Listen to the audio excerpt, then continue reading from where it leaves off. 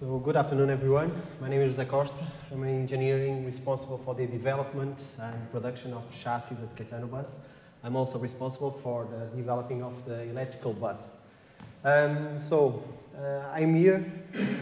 We were invited to participate on this project that we are really glad to be invited. So we can, what we call in our areas engineering, to participate as a mule. So we have available electrical bus that can be used in tests on the project that we have at the moment here. Mainly what I'm going to show you is what we have been developing, and the points that we are now with the project itself. Mr. Klaus brings already a lot of points that regarding the developing of electrical bus.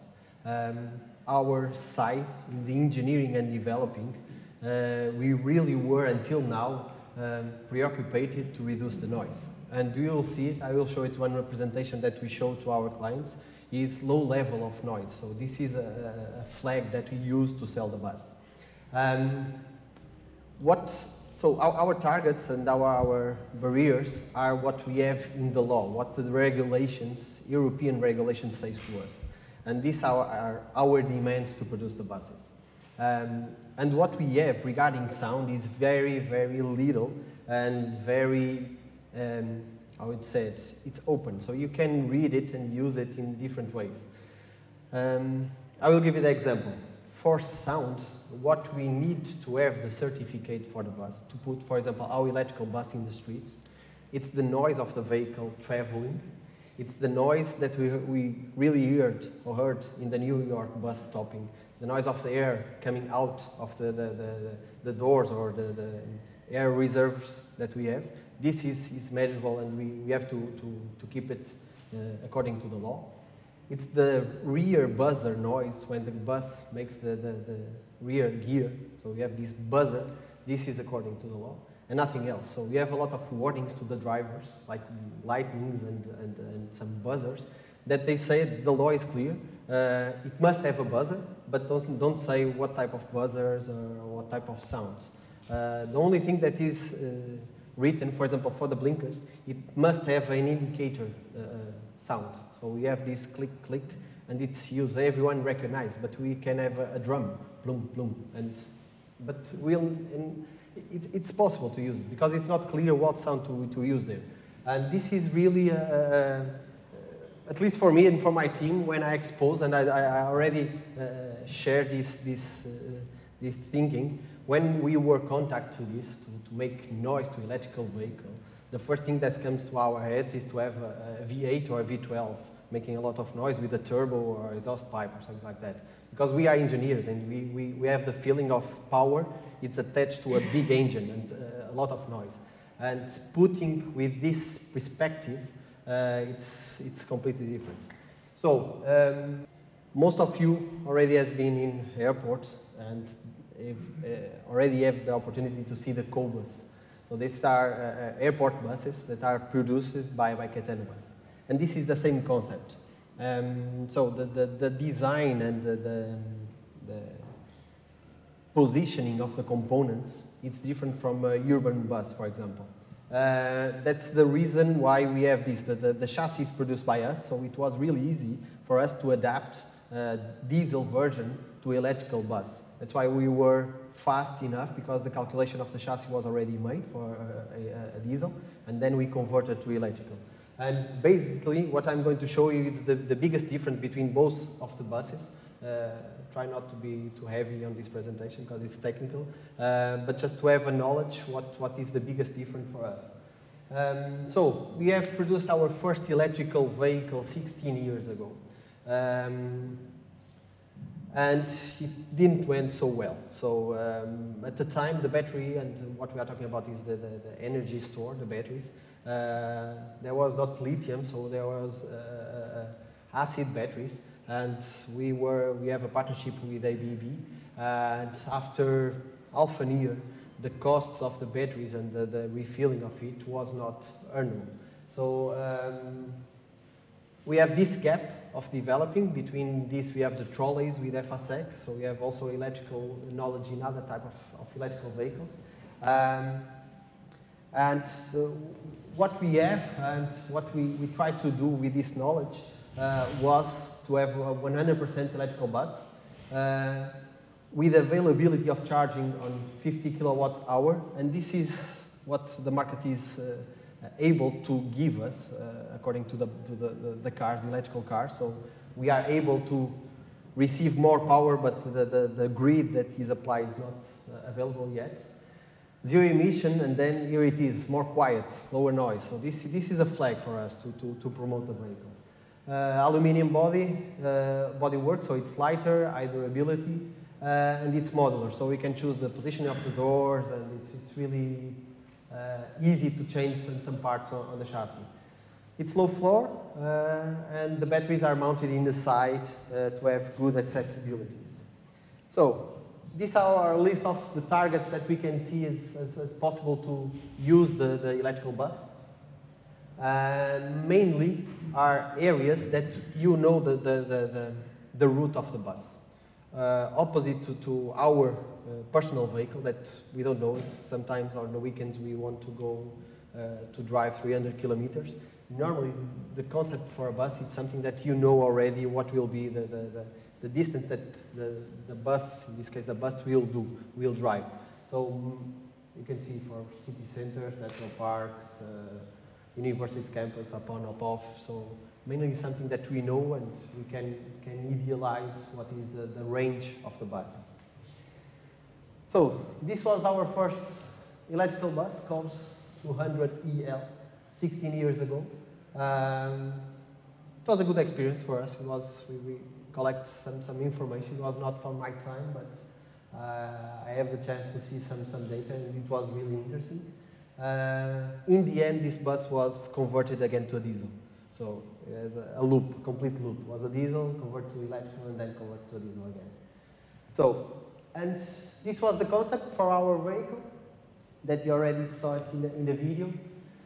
And as you can see, we have always the airport, so our connection with this concept design its airport. And it's really a target for us. The market of airport, it's at the moment bigger than the urban. Regarding the crisis and the investments, they are more interesting in airport electrical vehicles than for the cities. So it's really interesting, this change that we are seeing at this moment. So this is our vehicle, what we have seen. I'm just going to have a small specific or technician information. What I was telling you about the concept, and we are not trying to change the concept, it's because we have this chassis and we use it. As you can see, it's the driver area, where you can see the battery X1. The driver area is from that line to the front, so the driver is completely separated from the passengers, as the buses in the airports. This has no meaning for the cities, was like I said, because we have everything, the steering and the power axle is in the front. Normally the urban vehicles has the rear axle. So we have everything centered in the front, and most of the components are in the front. The only difference are the boxes in the rear. Just for you to have an idea, the weight in the front is more or less the same. So we take out the gearbox, the engine, the combustion engine, and all the components that are attached to the mechanical driver, or mechanical driver with engine, with combustion engine, sorry. And what we apply in the front is more or less the same. However, the rest of the batteries, and we have 7 packs, we have 4 in the rear, 2 in the middle, one in the front. We have in the rear 1 ton of batteries. So in total, we have 2 tons of battery packs. It's not the battery packs is 1 ton and 800 kilograms, but the structure to hold the batteries and to slide it out goes to 2 tons. So in round numbers, we add to the vehicle 1 ton more. And this was a challenge because all the structure and the tires and the axle, so this is what we are fighting. This project starts 2 years ago, almost 3 years ago. The cars are running for 1 year, and there is already in the market new type of batteries, lighter, for the same distance. So we are improving, but it's even so, it's a little bit slow. So we have 23 passenger seats and 45 standing, and this is the view of a pack. So we have 7 of these. This is a battery pack of, in total we have 400 volts and 150 kilowatts. So each one has more or less 50 volts and have the weight of 250 kilograms. This is the gearbox attached to the engine. So the gearbox is the orange, the engine is the black. So we have here, just for you to have knowledge of the power, we have 150 kilowatts. Even here we try to make as similar as possible to the diesel version. So if you convert this 150 kilowatts, it's 223 horsepower, more or less. It's the same as we have in the diesel power. We are not using this.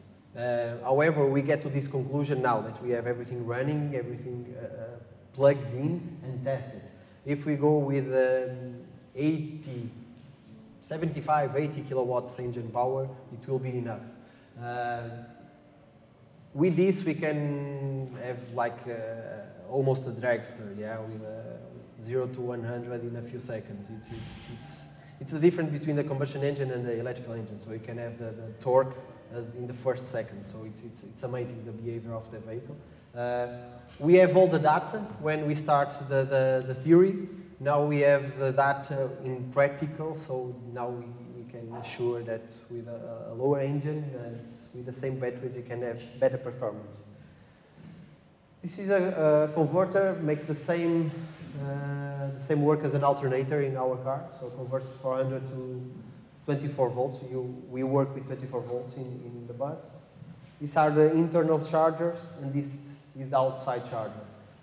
This is from EFASEC, our other supplies. This can charge us with 50 kilowatts hour. We have 150 kilowatts, which means that we can charge the bus in 3 hours.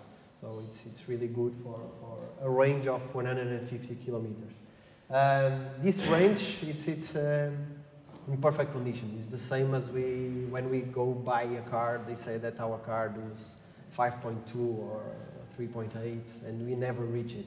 So it's possible to do 150 kilometers with a bus. However, believe me, it's not easy. So it's a perfect condition, airport, flat, with some amount of weight. So they have the duty cycle. We do it according to the homologation, and we get to these conclusions. So this is what we expect. And the batteries is what we have more concern about it. 6 to 8 years, let's see. Until now, the behavior is really good. But let's hope for the best. This is the consumption. As you can see, 1 kilowatt, 1 to 1.2. So 1 kilowatt, we have 150 kilometers. Low maintenance. Low costs, don't have it. And this is the concept that we are trying to design. Earlier this morning, we are talking because this is something that it's easy to put on paper, but it's not easy to send to the society. So the complete concept and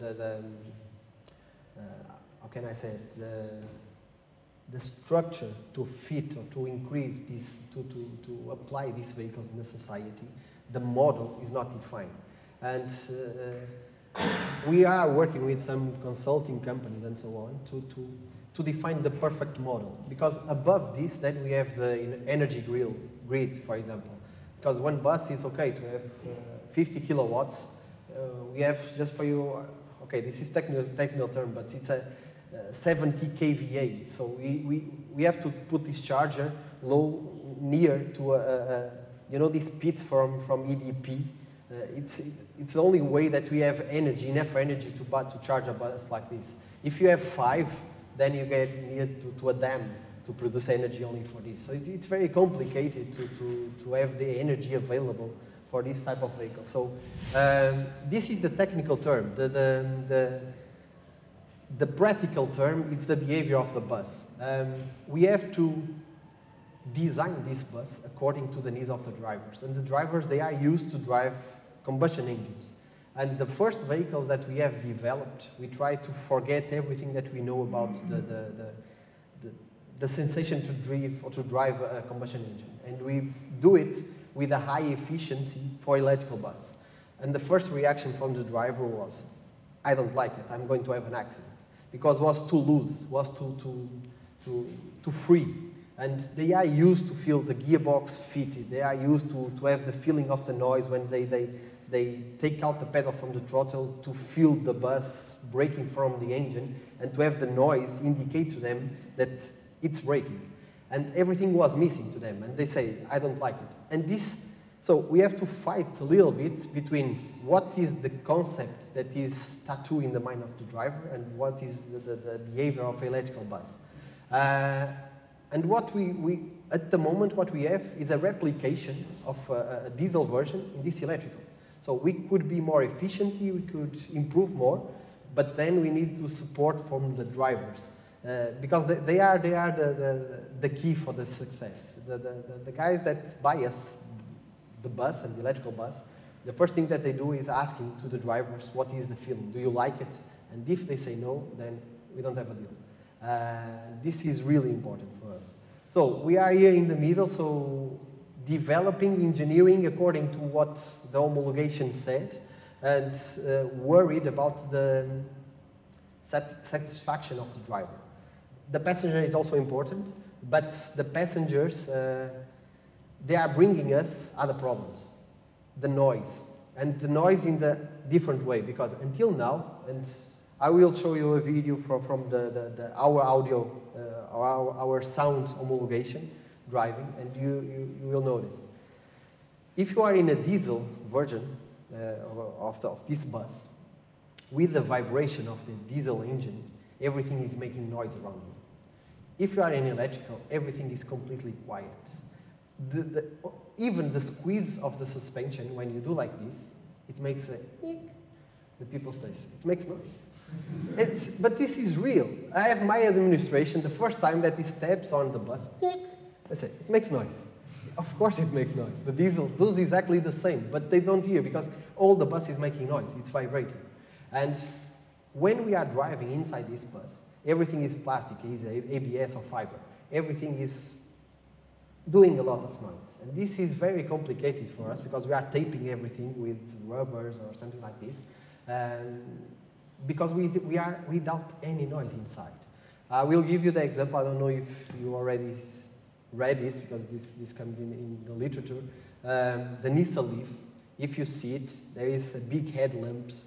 The headlamps of the Nissan Leaf comes almost until the windscreen with a bumper. This bumper was designed on purpose to create aerodynamic, not to have noise of the wind passing the mirrors.